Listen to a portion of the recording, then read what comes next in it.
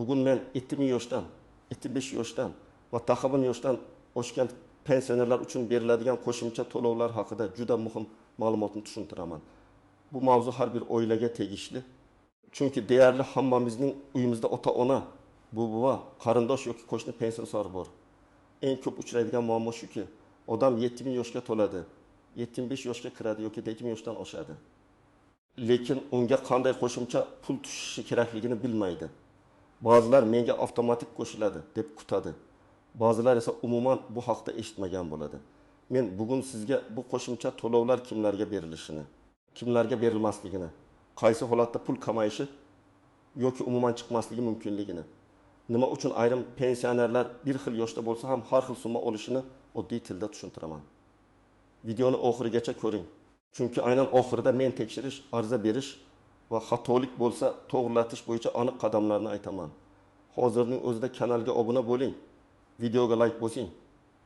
Chunki bu ma'lumot sizga yoki yaqinlaringizga real pul yo'qotmaslikka yordam beradi. Men ko'p murojaatlarda bitta narsani ko'raman. Pensionerlar yoshga qarab beriladigan qo'shimcha to'lovni pensiyaning oddiy oshirilishi bilan adashtirib yuboradi. Pensiya indeksatsiyasi boshqa narsa, yashash minimumi yoki minimal pensiya oshishi boshqa narsa. 75 biladi va bagarim biladi yoshdagi kompensatsion qo'shimcha to'lov esa alohida masala. Avval ko'pchilik pensiya faqat ish staji, ish haqi va pensiyaga chiqish vaqtidagi hisob-kitobga bog'liq deb o'ylardi. Ya'ni odam qancha ishlagan, qancha badal to'lagan, o'rtacha ish haqi qancha bo'lgan, shunga qarab pensiya tayinlanadi. Bu albatta asosiy qoida.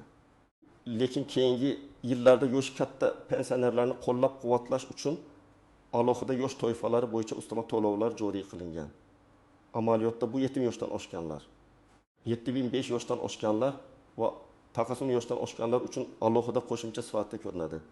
Bu yerda eng muhim jihat shuki, bu to'lovlar hamma pensionerga bir xil tarzda cheksiz berilmaydi. Odatda bunday qo'shimcha to'lovlar pensiyaning umumiy miqdori ma'lum chegaradan past bo'lgan pensionerlarga nisbatan qo'llanadi. Agar pensionerning pensiyasi yuqori bo'lsa, unga qo'shimcha to'lov to'liq chiqmasligi yoki umuman chiqmasligi mumkin. Shuning uchun men 75 yoshdaman, qo'shnim ham 75 yoshda, nega unga tushdi, menga tushmadi degan savol juda ko'p uchraydi. Hozirgi tartibda asosiy e'tibor 3 ta narsaga qaratiladi. Birinchisi pensionerning yoshi, ikkinchisi uning umumiy pensiya miqdori, uchinchisi qo'shimcha to'lov uchun belgilangan shartlar va cheklovlar. Men buni oddiy misol bilan tushuntiraman. Agar qonunda daxun yoshdan oshgan pensionerga bexiz 7000 grivna miqdorida yosh bo'yicha kompensatsion to'lov belgilangan bo'lsa, bu pul albatta hammaning pensiyasiga shunchaki qo'shilib ketadi degani emas. Agar umumiy pensiya belgilangan yuqori chegaradan oshmasa, qo'shimcha hisoblanadi. Agar oshib ketsa, qo'yda boshqacha ishlaydi. Asosiy qism B. Kimlarni bilish kerak, kim xavotir olishi kerak va kim xavotir olmasligi kerak. Endi men yosh toifalarini alohida tushuntiraman. 7000 yoshdan 74 yoshgacha bo'lgan pensionerlar uchun odatda alohida kompensatsion qo'shimcha to'lov mavjud. Amaliyotda ko'p hollarda bu 300 grivna atrofidagi qo'shimcha sifatida tanilgan. Ya'ni odam 7000 yoshga to'lgandan keyin agar uning pensiyasi tegishli chegaradan oshmasa, pensiyasiga yosh bo'yicha qo'shimcha hisoblanishi mumkin. Bu yerda juda muhim narsa bor. Qo'shimcha to'lov tug'ilgan kun kelgan oyning boshidan emas. Ko'pincha shaxs aynan 70 yoshga to'lgan sanadan keyingi hisob-kitob asosida paydo bo'ladi. Masalan, pensioner 10 may kuni 70 yoshga to'ldi. Demak, may oyidagi to'lov to'liq oy uchun emas. Ayrim hollarda proporsional yoki keyingi to'lov davrida qayta hisoblangan shaklda kelishi mumkin. Shuning uchun odam men mayda 7000 ga kirdim, lekin may pensiyam o'zgarmadi deb vahimaga tushmasligi kerak. Ba'zan qo'shimcha keyingi oyda oldingi davr uchun qayta hisob-kitob bilan keladi. 75 yoshdan 79 yoshgacha bo'lganlar uchun qo'shimcha odatda yuqoriroq bo'ladi. Ko'p qo'llanadigan tartibda 75 bunisi toifasi uchun 6 grivna miqdoridagi kompensatsion to'lov nazarda tutiladi. Lekin bu yerda bir narsani aniq bilish kerak. 75 yoshga yetganda odam 70 uchun berilgan 300 grivnaga qo'shimcha yana 6 grivna olmaydi. Ya'ni bu ikki qo'shimcha bir-birining ustiga qo'shilib 706 grivna bo'lib ketmaydi. Odatda yosh toifasi almashadi. Baytimchi o'rniga 75 miqdori qo'llanadi. Demak, real oshish 126 minus 300, ya'ni taxminan 1,6 grivna bo'lishi mumkin. ko'p odamlar aynan shu joyda xato qiladi. Ular 75 yoshga kirganimda pensiyam 1.6 grivnaga oshishi kerak deb o'ylaydi. Aslida oldin 300 grivna olib kelgan bo'lsa, yangi toifa bo'yicha farq ko'rinadi. Taqdim yoshdan oshgan pensionerlar uchun qo'shimcha odatda eng yuqori bo'ladi. Amaliyotda yaktim millat uchun 770 grivna miqdoridagi kompensatsion to'lov ko'p tilga olinadi. Lekin bu ham yetim bilas va yetim bekiz ustamalarining ustiga qo'shiladigan alohida 3-chi pul emas. Taqdim yoshga to'lganda toifa yana almashadi. Agar odam oldin 75 ming sifatida 26 grivna olib kelgan bo'lsa, taqdim yoshdan keyin uning yosh bo'yicha kompensatsiyasi 170 grivnaga yetkaziladi. Real farq 20 grivna bo'lishi mumkin. Shu sababli taqdim yoshga kirdim. Nega pensiyam faqat ozgina oshdi degan savolga javob shunday. Chunki siz oldindan 75 yosh toifasidagi qo'shimchani olib kelgan bo'lishingiz mumkin. Endi aniq hayotiy misollar bilan ko'raylik. Birinchi misol. Halima opa ettimnaq yoshga to'ldi. Uning umumiy pensiyasi 3600 grivna. U belgilangan yuqori chegaradan past pensiya olgani uchun unga ettimlasa kompensatsion to'lov hisoblanishi mumkin. Agar ettimlaq miqdori 300 grivna bo'lsa, uning pensiyasi 4000 grivnaga yaqinlashadi. Albatta, yakuniy summa boshqa qo'shimchalar, indeksatsiya, minimal kafolatlar yoki ushlab qolishlar bo'lsa, biroz farq qilishi mumkin. Lekin prinsip shunday. Yosh toifasi va pensiya chegarasi tekshiriladi. Shundan keyin to'lov qo'shiladi. Ikkinchi misol. Akmal aka 75 yoshga kirdi. U 70 yoshdan beri 300 grivna yosh qo'shimchasini olib kelgan. Uning pensiyasi 5200 grivna edi. 75 yoshga to'lgach, odamlar kutgandek 6 grivna yana ustiga qo'shilmaydi. Eski 300 grivnalik toifa o'rniga 6 grivnalik toifa keladi. Natijada pensiya 6 grivnaga oshishi mumkin. Agar Akmal aka keyingi oyda faqat 50 grivna atrofida oshishni ko'rsa, bu xato bo'lmasligi mumkin. Bu shunchaki toifa almashgani sababli yuz beradi. Uchinchi misol. Sobir ota Atabin yoshga to'ldi. U 75 yoshdan beri 6 grivna olib kelgan. Taqdim toifasida to'lov 570 grivna bo'lsa, uning pensiyasidagi yosh ustamasi 1000 grivnaga ko'payadi. Sobir ota mening do'stim yaqin yoshga kelganda 570 grivna oldi. Men esa 1000 grivna ko'rdim deb o'ylashi mumkin. Aslida do'stining oldin qanday ustama olganini bilmasdan solishtirish noto'g'ri. Agar do'sti ilgari yosh ustamasi olmagan bo'lsa yoki hisob kitobi boshqacha bo'lsa, unda ko'rinadigan o'sish boshqa bo'ladi. To'rtinchi misol. Dilbar opa 76 yoshda, lekin uning pensiyasi nisbatan yuqori, masalan 11000 grivnadan yuqori. Agar amaldagi qoida bo'yicha yosh kompensatsiyasi faqat pensiyasi ma'lum chegaradan oshmaydiganlarga berilsa, Dilbar opaga bu qo'shimcha berilmasligi mumkin. U men ham 76 yoshdaman-ku deb e'tiroz bildiradi. Lekin bu to'lovning maqsadi yoshi katta va pensiyasi pastroq bo'lgan pensionerlarni qo'llab-quvvatlash bo'lgani uchun yuqori pensiya oluvchilarga cheklov qo'yilishi tabiiy. 5-misol Erkin aka Kekun yoshda. Lekin uning pensiyasidan aliment, qarzdorlik yoki ijro hujjati asosida ushlab qolish bor. U qo'shimcha hisoblangan bo'lsa ham kartaga tushgan pul kutilgandan kam bo'lishi mumkin. Bu holatda qo'shimcha berilmadi degan xulosa chiqarishdan oldin pensiya hisob varag'i bo'yicha to'liq ma'lumot olish kerak. Ba'zan pul hisoblangan bo'ladi, lekin undan qonuniy ushlab qolish amalga oshirilgan bo'ladi. Kim xavotir olishi kerak? Men avvalo 70 yoshga yaqinda to'lgan, 75 yoshga kirgan yoki 40 yoshga yetgan, lekin pensiyasida o'zgarish ko'rmagan odamlarga tekshirishni maslahat beraman. Shuningdek, pasportdagi tug'ilgan sana, identifikatsiya raqami, pensiya ishida shaxsiy ma'lumotlar noto'g'ri bo'lishi mumkin bo'lganlar ham albatta tekshirsin. Agar odam boshqa hududga ko'chgan bo'lsa, bank kartasini almashtirgan bo'lsa, pensiya to'lovida uzilish bo'lgan bo'lsa, bu ham hisob-kitobga ta'sir qilishi mumkin. Kim xavotir olmasligi kerak? Agar siz 70 yoshga to'lganingizdan keyingi 1-2 to'lov davrida qo'shimcha hisoblanganini ko'rsangiz, summangiz mantiqan to'g'ri oshgan bo'lsa va pensiya jamg'armasining shaxsiy kabinetida to'lov turi ko'rinib tursa, ortiqcha xavotirga o'rin yo'q. Lekin baribir men har bir pensionerga kamida bir marta o'z pensiya hisob-kitobini ko'rib chiqishni maslahat beraman. Chunki odam o'zi tekshirmasa, mayda xatolik yillar davomida sezilmay qolishi mumkin. Birinchi nozik jihat.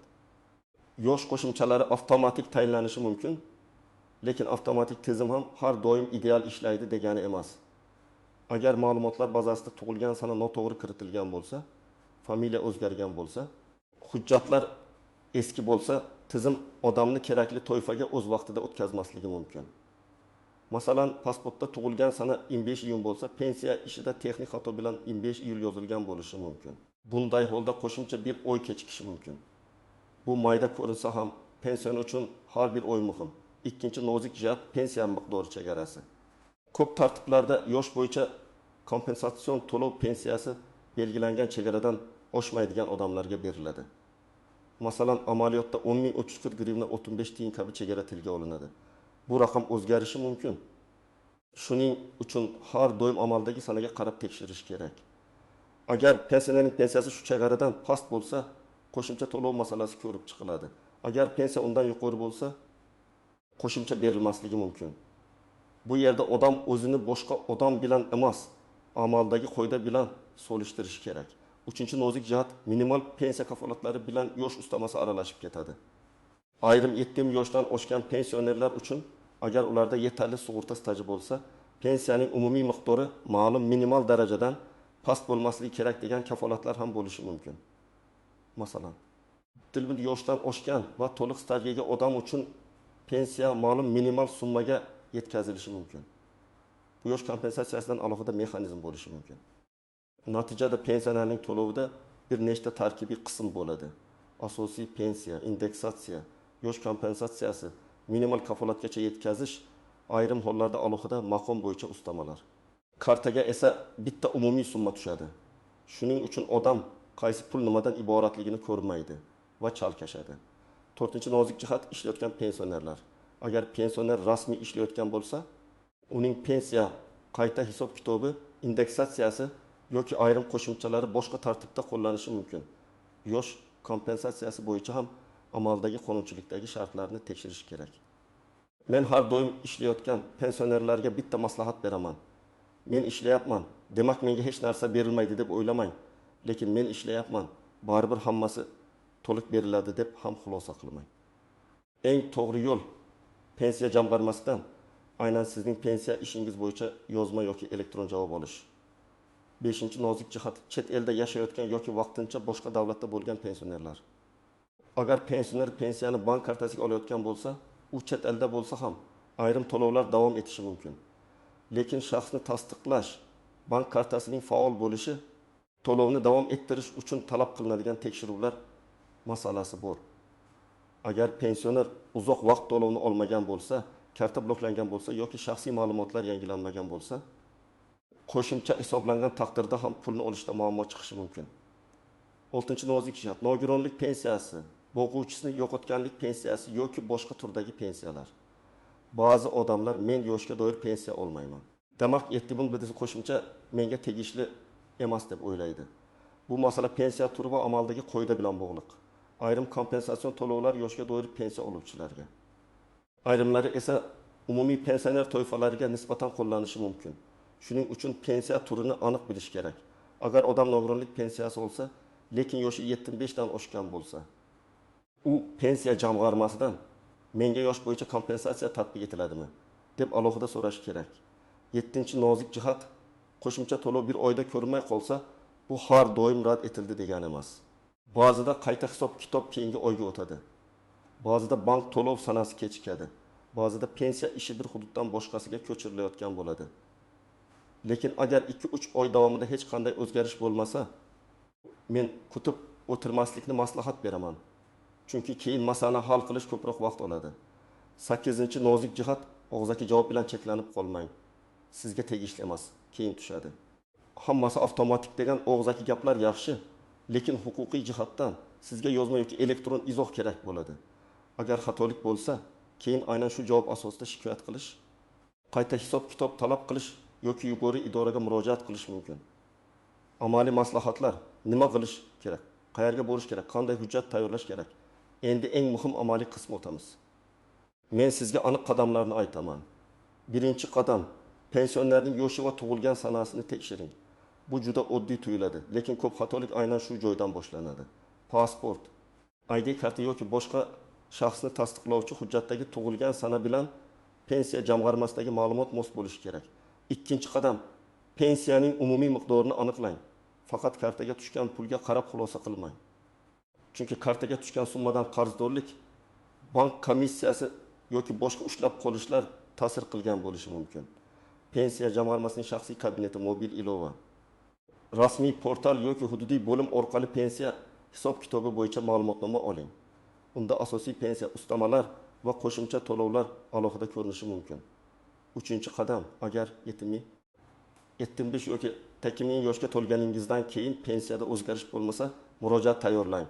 Murojaatda oddiy qilib shunday yozish mumkin: men falon sanada 70 yoshga to'ldim. Menga yosh bo'yicha kompensasyon qo'shimcha to'lov hisoblanmagani tekshirib berishingizni. Agar hisoblanmagan bo'lsa, sababini yozma ravishda tushuntirishingizni va tegishli bo'lsa, qayta hisob kitob qilishingizni so'rayman. Agar 75 yoki 80 yosh bo'lsa, shu yoshni yozasiz.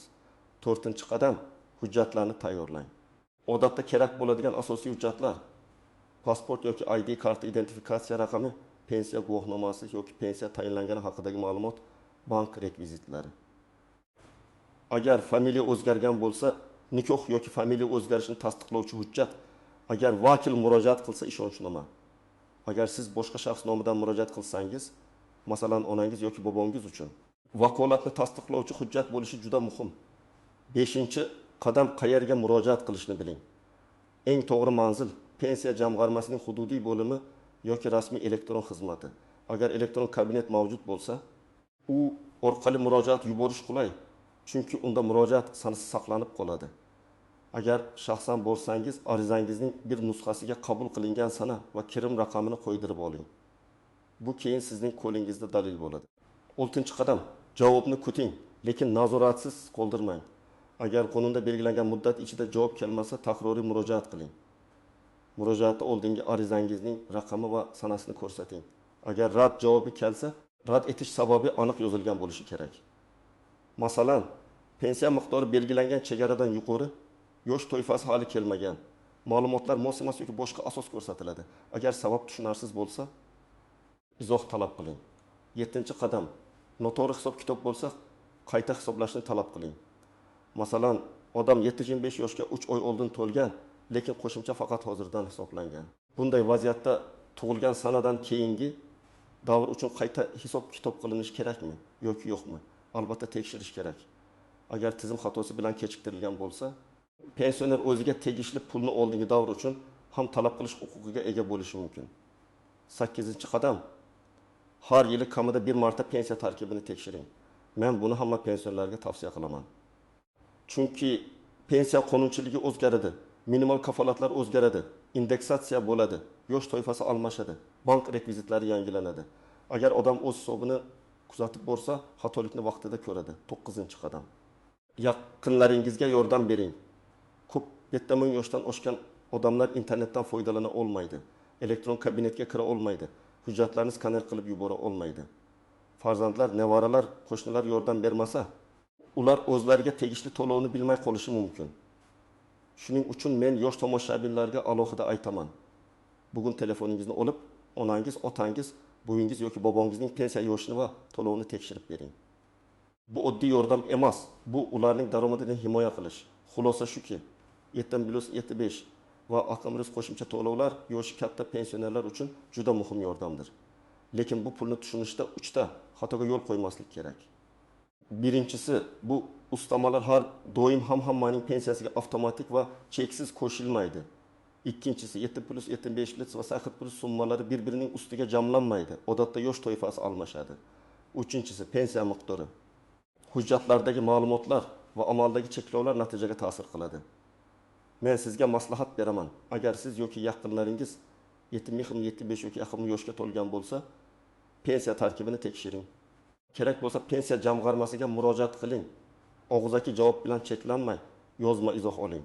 Shunda siz xatolik bo'lsa, uni vaqtida to'g'rilatasiz va o'zingizga tegishli pulni yo'qotmaysiz. Kommentariyada yozing. Sizda yoki yaqinlaringizda 70+, 75+ yoki takimsiz qo'shimcha to'lovi bo'yicha muammo bo'lganmi?